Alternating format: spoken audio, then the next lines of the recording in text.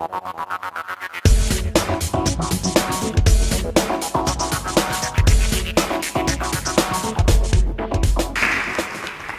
morning, Oklahoma Wesleyan. How is everyone? Let me do a little housekeeping up here. What I am going to say today is extremely controversial. So it's absolutely critical that you listen closely. Because I don't want you walking out of here thinking I said something I did not say. If you don't listen closely, the results can be disastrous. Das hier ist mein Sektor. Das hier ist das wichtigste Gerät des Küstenwächters. Das Gerät und das Gerät. Überlebensradar.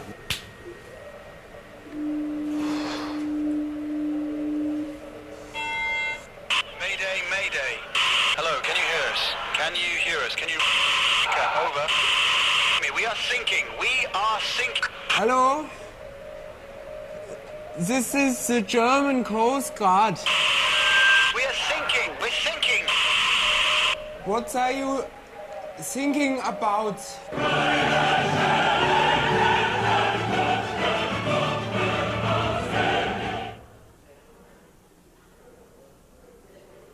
Are you ready to listen closely, ladies and gentlemen? I need to warn you that this presentation is rated PG-13 at least.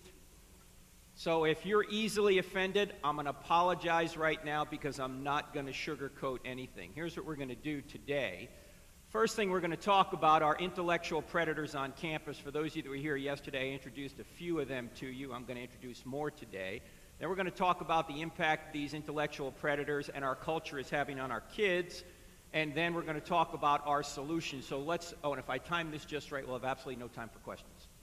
Actually, we probably won't have any time for questions. But let's start here at point one, intellectual predators on campus. The reality of the college campus is this: 1 in 4 professors is either an atheist or an agnostic. In fact, college professors are 5 times more likely to be atheists than the general public. 52% of college professors view evangelical students unfavorably. The next closest group they view unfavorably was Mormons at 30 or so percent, and the next closest group were Muslims at 22%. So you're twice as likely, more than twice as likely to have a college professor view you unfavorably than a Muslim student unfavorably. Now, don't get me wrong, I wish they wouldn't view anybody unfavorably out of the gate, but that's just the reality of it. 6%, only 6% of the professors say the Bible is the Word of God, and 51%, look, it's just full of myths and fables, and there are moral teachings in there. That's about all it's worth. And probably the leader of this whole movement to diss the Bible right now is, of course, Richard Dawkins, who said when one person suffers from a delusion, it's called insanity. When many people suffer from a delusion, it's called religion. If this book works as intended, the book is called The God Delusion. Religious readers who open it will be atheists when they put it down. He's kind of an evangelist for atheism. Daniel Dennett is also a new atheist. He teaches at Tufts University. He wrote this: "They will see me as just another liberal college professor trying to control them out of some of their convictions, and they are absolutely dead right about that. That's what I am, and that's exactly what I'm trying to do. I'm trying to change your kids as a college professor." Richard Rorty was actually even more specific on that. He said, we try to arrange things so that students who enter as bigoted, homophobic, religious fundamentalists will leave college with views more like our own. So we're going to write on to try and discredit you in the eyes of your children, trying to strip your fundamentalist religious community of dignity, trying to make your views seem silly rather than discussable. And on college campuses today, they don't even debate whether Christianity has any merit to it. They merely mock it. So they want to make your views seem silly rather than even discussable. Stephen Weinberg, who is a PhD and a Nobel Prize winner in physics, he taught for many years at UT Austin, put it this way: "I personally feel that the teachings of modern science is corrosive of religious belief, and I'm all for that. If scientists can destroy the influence of religion on young people, then I think that might be the most important contribution that we can make." Wait. I thought the purpose of a college professor was to lead students to truth. so they could be better citizens. Not according to Weinberg. The most important thing a college professor can do is get you away from religion. Well, actually, if they get you away from traditional religion or a traditional faith, they're just asking you to accept a different faith, and that would be atheism. Everybody believes something. Now, it turns out Weinberg's exactly wrong. The evidence from modern science doesn't point away from a creator, it points directly to a creator, as we'll see here in a few minutes. Peter Singer, from down under, but teaches at Princeton, the school that was really started as an evangelical school, as you know, says this: when we reject belief in God, we must give up the idea that life on this planet has some preordained meaning. Life has, as a whole, no meaning. Life began in a chance combination of molecules. It then evolved through chance mutations and natural selection. All this just happened. It did not really happen for any overall purpose. There is no real meaning to life. And you know, if that's the case, what he goes on to say is human babies are not born self-aware or capable of grasping that they exist over time. They are not persons. Therefore, the life of a newborn is of less value than the life of a pig, a dog, or a chimpanzee. And he goes on basically to say that parents have the right to kill their infants up to 28 days after birth. This guy teaches at Princeton. Now, my question to Weinberg is, why 28 days? Why not 28 months? Why not 28 years? Why not Weinberg himself? I mean, if life is just a chance combination of molecules, then why not kill Weinberg if he's going to say anybody can kill their children up to 28 days? Where's this arbitrary line come from? It's completely arbitrary. Christopher Hitchens, whom I've had the opportunity to debate a couple of times, tragically he died a couple of years ago. You can see both of our debates for free, though, on our website, crossexamined.org. Just click on videos and you'll see them there. And of course, Hitchens was a brilliant guy who had a British accent, which makes him sound even more brilliant. Here's what Hitchens said: I think religion should be treated with ridicule, hatred, and contempt, and I claim that right. He also said Charles Darwin was born in 1809 on the same day as Abraham Lincoln, and there is no doubt as to which of them has proved to be the greater emancipator. What does he mean by that?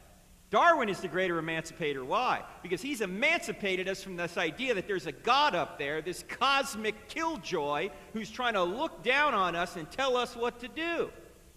And Darwin, therefore, has given us the right to just live however we want to live. Although, of course, Hitchens has his own moral precepts that he's trying to impose on everybody else.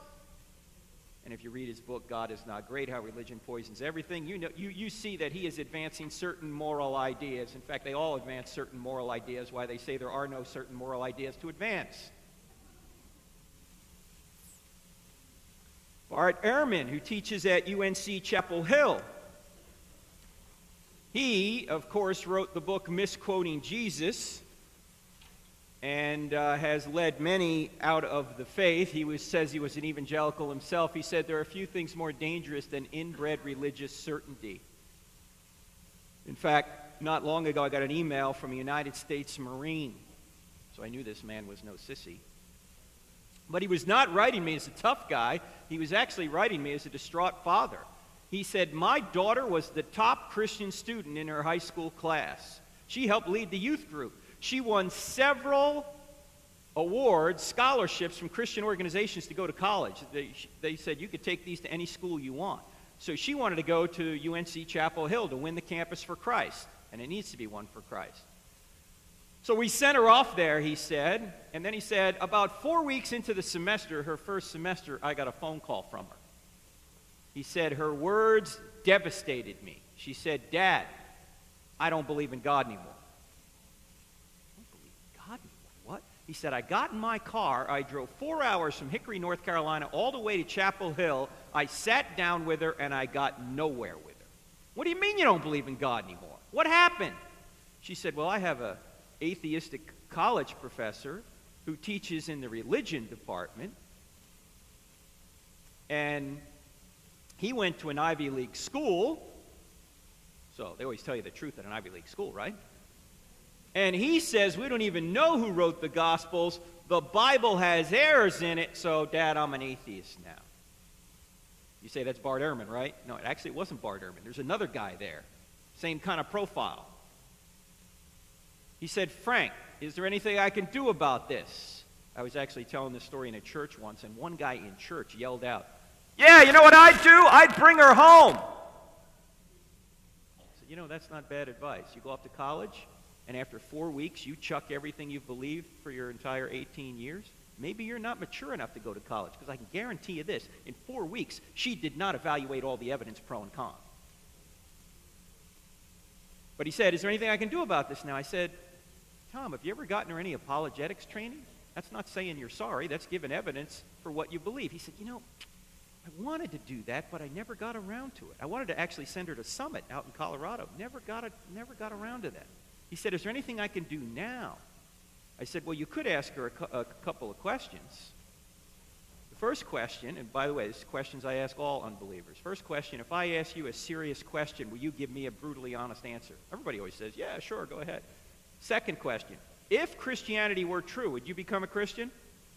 I said, Tom, if she hesitates at all, it's not just here, it's also here. She might not want it to be true.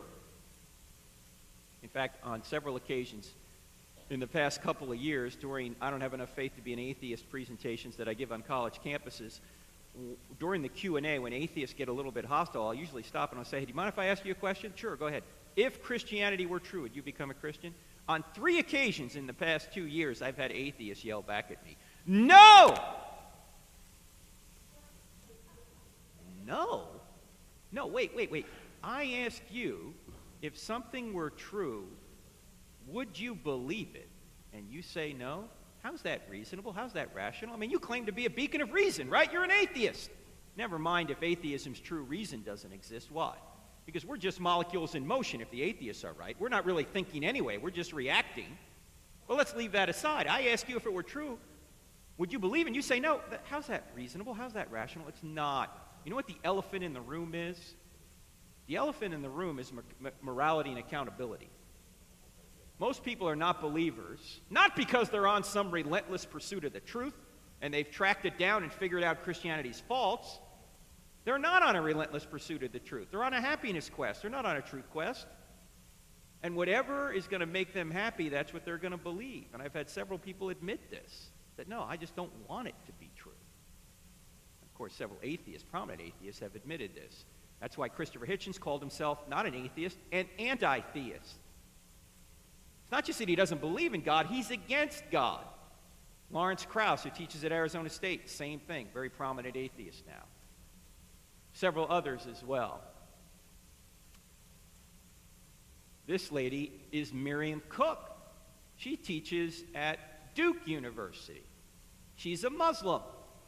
Oh, well, you say she doesn't look like a Muslim. Yeah, but here's what she said. Islamic feminists, that's what she is, are declaring that, yes, Islam is the ideal just society. Islamic feminists confront any who threaten their Islamic or local community, whether they be organizations or individual men or Christians, Jews, or secular women. Islam is the ideal just society? What? Is that true, Abdu? Is it the ideal just society? No, he says no. Okay. We have testimony from an expert. He says no. Particularly Islamic feminists. What's that? Now, Duke was founded by who? Anyone know? Yeah, the Methodists. And they have a Muslim on the faculty, an Islamic feminist. This guy's name is James Tabor. He teaches at UNC Charlotte, where I'm from. Here's what he believes. James Tabor is the chairman of the Religious Studies Department at the University of North Carolina at Charlotte. His book challenges many of the beliefs that Christians hold dear, maintaining that Jesus is neither the son of God nor the son of Joseph, but most likely the child of a Roman soldier named Pantera. Where does he get that from? What's the evidence does he have for that? He doesn't have any evidence. He's just saying, he says in his book, The Jesus Dynasty, since we know miracles don't occur, Jesus couldn't have been virgin born, therefore, probably somebody like Pantera impregnated Mary. He's just assuming what he's already trying to prove. He's just begging the question. But he's somebody that, of course, many students are led astray by. Charles Potter put it this way: education is thus a most powerful ally of humanism, and every American public school is a school of humanism. What can the theistic Sunday schools meeting for an hour once a week and teaching only a fraction of the children do to stem the tide of a 5-day program of humanistic teaching? Unfortunately, not much. Here are some Bible courses in colleges that you may have heard of. At Harvard, you can take feminist biblical interpretation and emancipatory biblical criticism. Emancipatory biblical criticism, what is that? Let's emancipate ourselves from the Bible because, you know, it's really getting in the way of what we want to do morally. In Georgetown, a Jesuit school, you can take womanist theology and womanist spirituality. At University of Pennsylvania, you can take feminist critique of Christianity. Last I checked, there was no class called feminist critique of Islam. At University of Michigan, you can take how to be gay, male homosexuality, and initiation. So much for being born that way. Now you can actually learn it. At UCLA, you can take queering American history, Chicana lesbian literature, speaking out, public speaking on lesbian, gay, bisexual, and transgender issues. Last I checked, no class on speaking out on Christian issues. At Wesleyan University, not this one, but the one in Connecticut, you can take queering the American state, politics, and sex after 1968. I don't think John Wesley would be really happy with that. At UT Austin, you can take the family, which is indoctrination into the idea that homosexual parenting is just as good as a mom and dad. It's ironic that there's a researcher from UT Austin who just came out in the past year with research showing exactly the opposite. But yet, there at UT Austin, they have this class trying to teach you something that just isn't true. Jennifer Keaton was expelled from Augusta State University counseling program for having these biblical natural law views because she said, look, I can't counsel people to affirm their homosexual orientation. And she refused to submit to a homosexual mediation plan. The university said, you need to go to gay pride events, you need to go to gay organizations, you need to be changed. This is Augusta State. That's Georgia. Julia Ward at Eastern Michigan University was expelled from their counseling program. Why? Because she wouldn't affirm clients' homosexual behavior, but she would instead refer such clients to other counselors. Actually, the Alliance for Defending Freedom, thank God for them, took her case up. It went to court, and she actually won. Jennifer Keaton did not win. It's worse. Here's where the PG-13 comes in. There's a sex worker show out there where transvestites, strippers, homosexuals, and prostitutes mock America and traditional values. This show that is brought on campus and paid for with student activity fees was shown by Duke, Harvard, the College of William and Mary, the University of Michigan, Wesleyan University, and the University of California at Davis. This was a program, I don't know if it's still being run, but this was 2007, 2008. Imagine somebody bringing in a play to a school like this that affirmed Christian values. They wouldn't tolerate it, would they? In fact, the president of William and Mary was actually fired partially over this, partially because of this and the fact that he said, you know what, you see that cross up there on the chapel? We need to take that down. That could be offensive. The alumni finally got word of this, and when people started calling from William and Mary to say, hey, would you give to William and Mary? They kept saying, is that president still there? Oh, he's there? No. See, that's what talks. Money talks. People stop giving. In fact, a friend of mine, Mike Adams, who teaches at UNC Wilmington and is a Christian, started as an atheist, got tenure, and became a Christian. He's actually suing UNC Wilmington for not advancing him. You can read Mike's columns at townhall.com. He is a very, very witty conservative scholar. He told people at a recent fundraiser for the North Carolina Family Association, he said, you can't give your money anymore to these schools. I just have one question for you. Do you love your basketball tickets more than you love your children? If that's the case, then keep giving to the school. If you love your children more than your basketball tickets, stop giving to these schools. Problem is, most people don't know this is going on college campuses. At Vanderbilt, you can take pornography and prostitution in history. At UCLA, you can take pornography and evolution. At Bates College, you can take doing it, getting it, seeing it, reading it, and you know what it is. At SUNY Buffalo, where Abdu actually went, you can take cyber porn in society. You were not a TA for that, were you? No, I didn't think so. At Pasadena City College, you can take navigating pornography, and believe it or not, at Cornell, you can take the sexual child, which advocates pedophilia. I don't even believe that last one, but it's true. Cornell is an Ivy League school. They're using writings by a homosexual professor from the University of Michigan that advocates pedophilia in that class.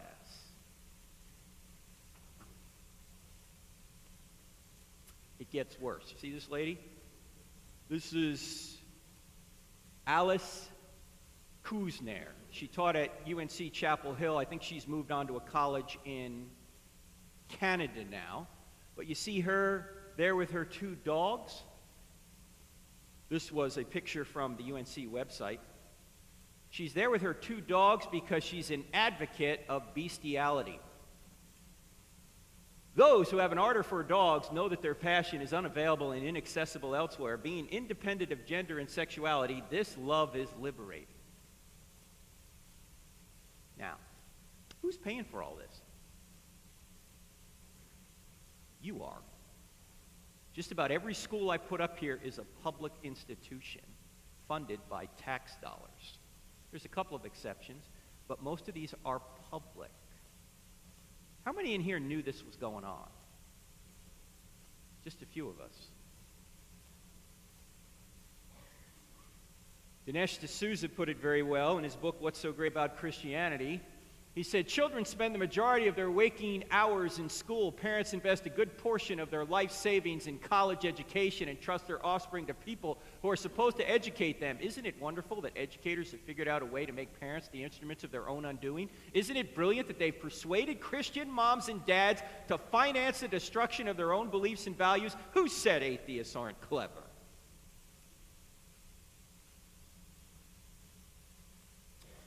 All right, what's the impact on our kids?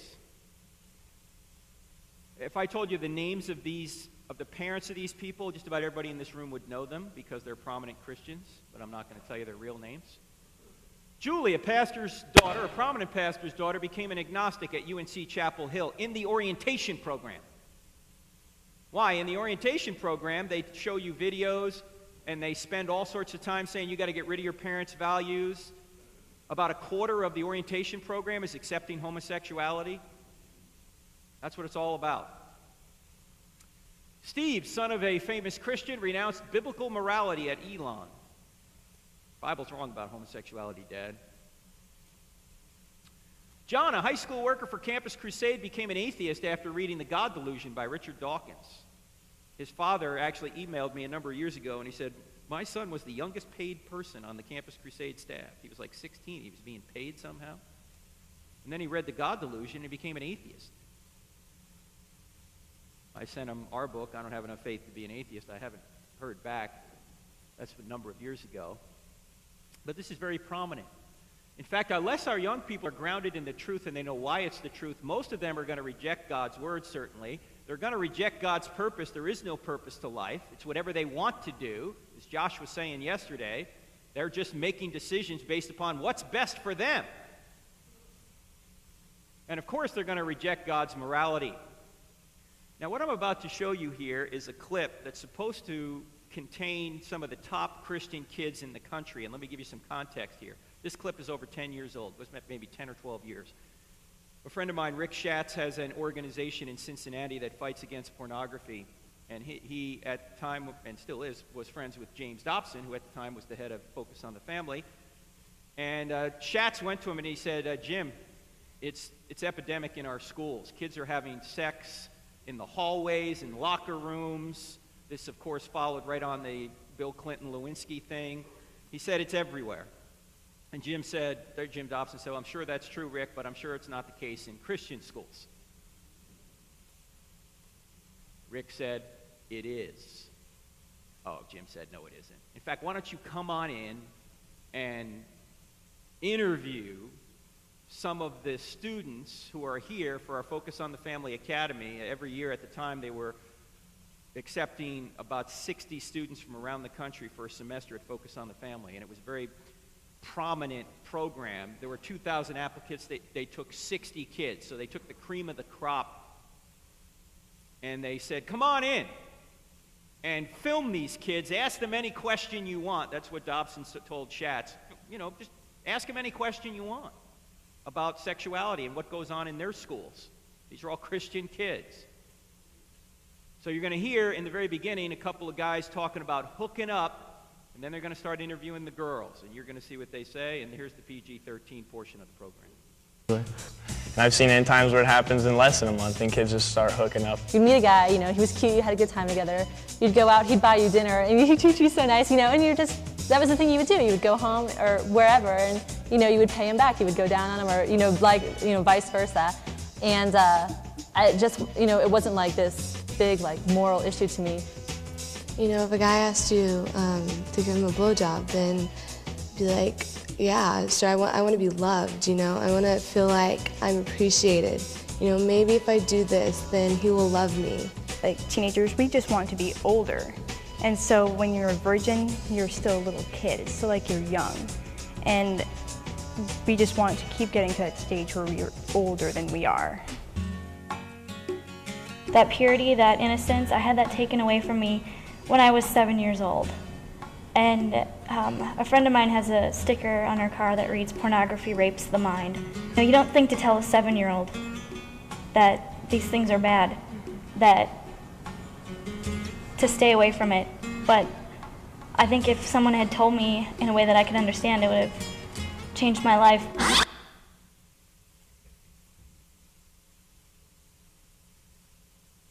So Rick Schatz went into Jim Dobson's office with that video clip and showed it to him, and Dobson had the same look on his face that you have on your face right now. I don't believe what I just saw. But this is what's been going on, and most of us don't know anything about it. These are high school kids before they even get to college. Abraham Lincoln said something very profound. The philosophy of the schoolroom in one generation will be the philosophy of the government in the next. Our government is now not just permitting immorality, we are promoting immorality. In fact, I have a book back there on the table called Correct, Not Politically Correct, How Same-Sex Marriage Hurts Everyone. I don't have time to go into all the bells and whistles or all the moving parts of that particular, it's a short book, but let me just point out this. The purpose of marriage, the reason the government gets involved in marriage is not because two people love one another. That's irrelevant. The reason the government promotes marriage between a man and a woman is because only marriage between a man and a woman perpetuates and stabilizes society. No other relationship can do that. That's why you can't equate any other relationship with the marriage of a man and a woman, because if you do, what you're basically saying is that marriage has nothing to do with children. Well, if marriage has nothing to do with children, then what institution is devoted to children? There isn't. Marriage is it. There's a whole bunch more in that book. No extra charge for that. All right, what's our solution to this problem? There is no perfect solution. There is no one solution. It's going to take an effort, an all-hands-on-deck effort, to try and turn this around and save our young people. And anywhere between 50 and 90%, probably the average number is about 75% of young people walk away from the church once they leave the home. It's not just intellectual reasons that I mentioned. Sometimes it's moral or volitional reasons. But one of the things we try and do is try and combat the error in Babylon. What's Babylon? That's the error in a college campus, a secular college campus, represented over the past decade by these three books generally.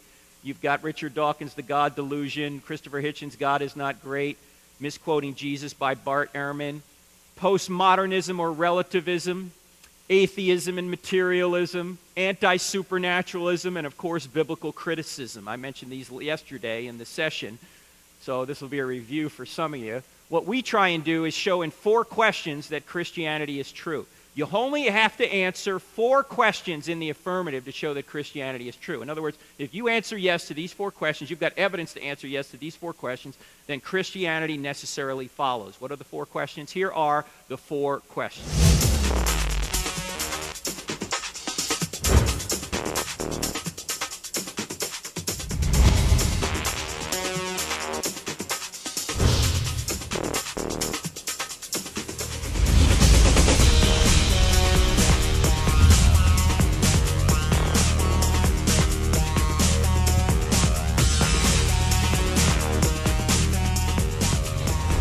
Groovin' music, ladies and gentlemen, is from our TV show, which is on every Wednesday and Saturday night. Wednesday night's on at 8 and midnight if you're an insomniac. That's Central Time. Saturday night, 9 p.m. on DirecTV Channel 378. And if you don't have DirecTV, you can watch it on our website right there, crossexamine.org. Just go to the website at those times, click on Media TV Show, and it'll be streaming live. We're also on radio every Saturday morning, 9 a.m. Central. I don't know if it's here in the Bartlesville area or not. Is it? What station is it? 88.5, 88.5. Or it's podcasted. It's on our new app, which I'll tell you about in a minute as well. And what we do is we present evidence for Christianity. We cross-examine ideas against it. If you get the app, too, you can go back and look at previous shows. I mentioned yesterday that I did a show with Josh just 8-9 months ago on what is love. You want to listen to that program. In fact, I even got a call from Tony Perkins of the Family Research Council and said, "Wow, that was a great show," like Josh was saying. So check out the show that I did with Josh 8-9 months ago. Just look up his name and you'll find that podcast. Now, why are these the 4 questions? Truth, God, miracles, and the New Testament. I'm going to explain this in a lot more detail tomorrow night in Tulsa. I'll be at Asbury Methodist Church from 6 to 8 tomorrow night to go through the material, I Don't Have Enough Faith to Be an Atheist, and then at another church in Broken Arrow on Sunday morning. But let me just briefly point out that if there is no truth, then obviously the Bible can't be true, right? I mean, if it's just true for you but not for me, or all truth is relative, then the Bible can't be true. Of course, if there is no truth, then any book written by an atheist can't be true either, right? Of course there's truth out there. If anyone says there is no truth, you should say what to them? Is that true? You know, it's self-defeating to say there is no truth. Next question, does God exist? You can't have a word from God if there's no God. If there's no God, throw the Bible away and every other book that talks about God. But there really is a God. And in the book and in the seminar, we give 3 arguments for the existence of a spaceless, timeless, immaterial, powerful, moral, personal, intelligent creator. 2 of the arguments have scientific evidence behind them. 1 has philosophical evidence behind them. And when you add those arguments up, you get that spaceless, timeless, immaterial, powerful, moral, personal, intelligent creator. The 3rd question, are miracles possible? Obviously, the Bible can't be true if miracles are not possible. But we point out that not only are miracles possible, the greatest miracle in the Bible has already occurred. What's the greatest miracle? We talked about it yesterday. What is it? Yeah, it's the first verse. In the beginning, God created the heavens and the earth. If that verse is true, every other verse is believable. Well, we have scientific evidence that the first verse is indeed true, that the universe exploded into being in a great explosion a finite time ago. Some people call it the Big Bang. Now, some of you are going, Frank, we're Christians. We don't believe in the Big Bang. You guys don't believe in the Big Bang? I believe in the Big Bang. I just know who banged it. Okay? The evidence for the Big Bang is indeed quite good. Even atheistic scientists like Stephen Hawking are saying almost everyone now believes that the universe and time itself had a beginning at the Big Bang. Now, Hawking tries to come up with another explanation for the Big Bang other than God, but he fails.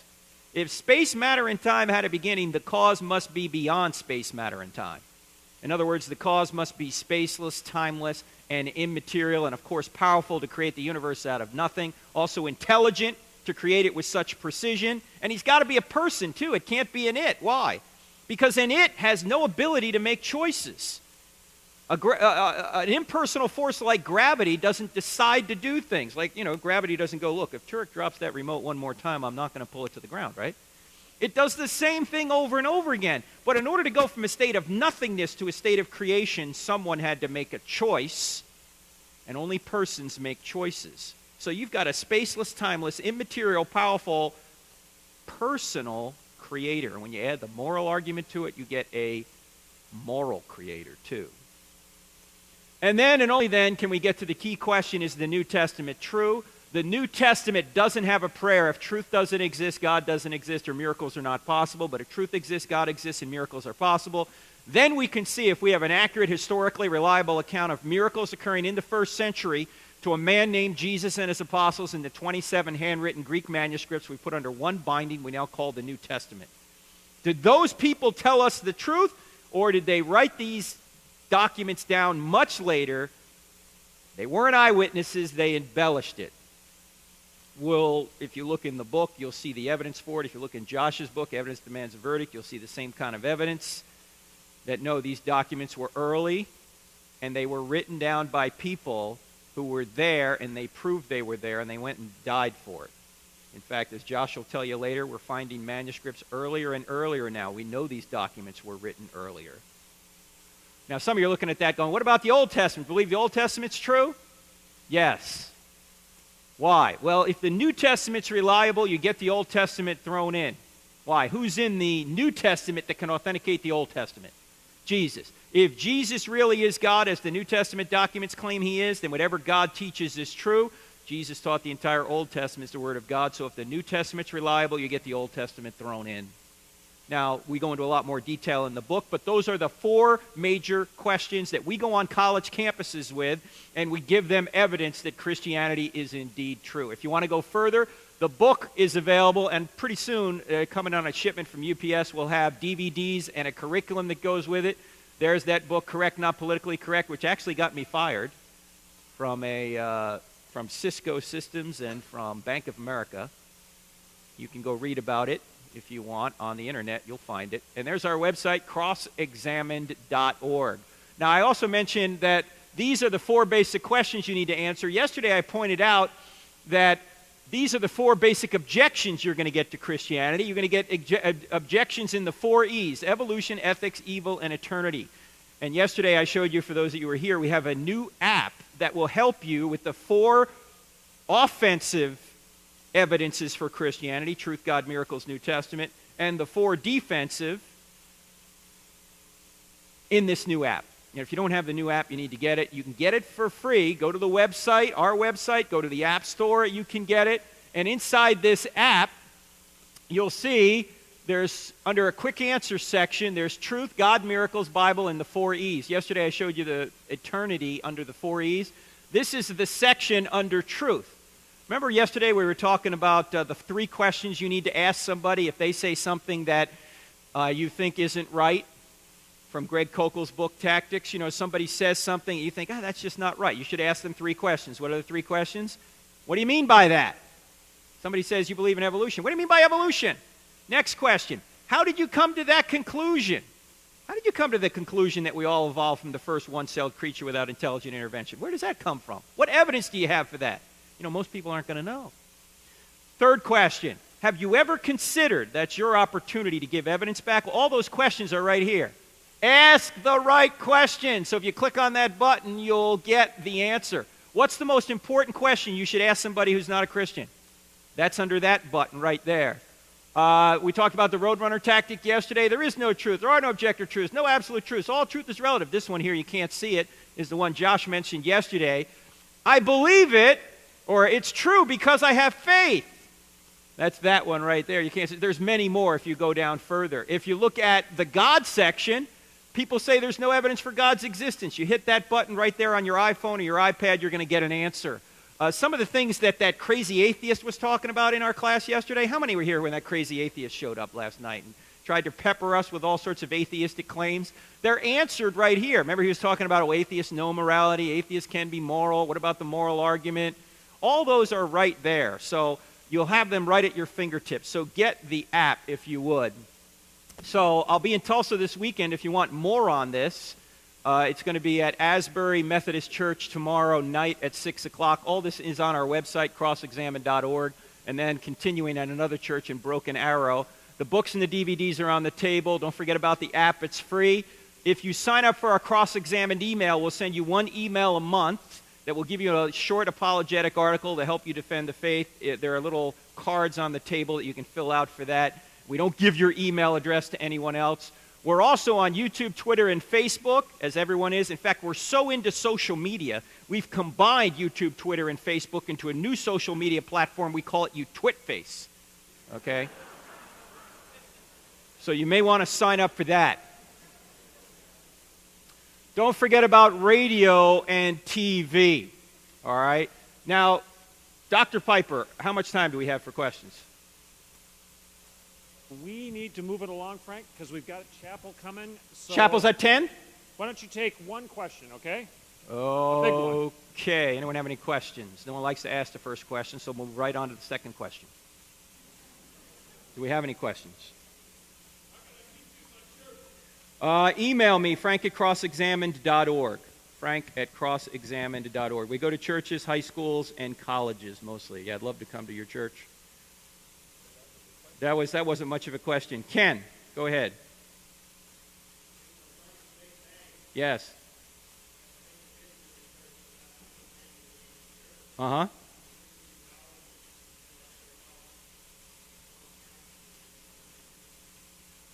Well, I think that's a question, as Sean was talking about yesterday, that there is a divide among Christians of. And the point I try and make is that God created is more certain than when.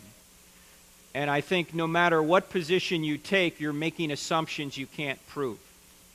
Even if you take a young earth position or an old earth position, you're making assumptions that you can't prove. Now, it seems to me that the old earth assumptions seem to be more credible, but they're still assumptions nonetheless, like the speed of light from the stars, right? You're making assumptions the speed of light hasn't changed. Has it changed? I don't know. If it has changed, then all the other laws of physics would have to change too, and it's probably a good assumption to say they haven't.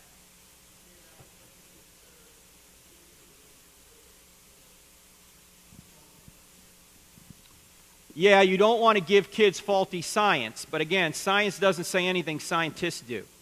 And so you have to look at what scientists are saying and what their assumptions are, and encourage them to look at both sides of that issue. Don't just teach one side, look at both sides of it.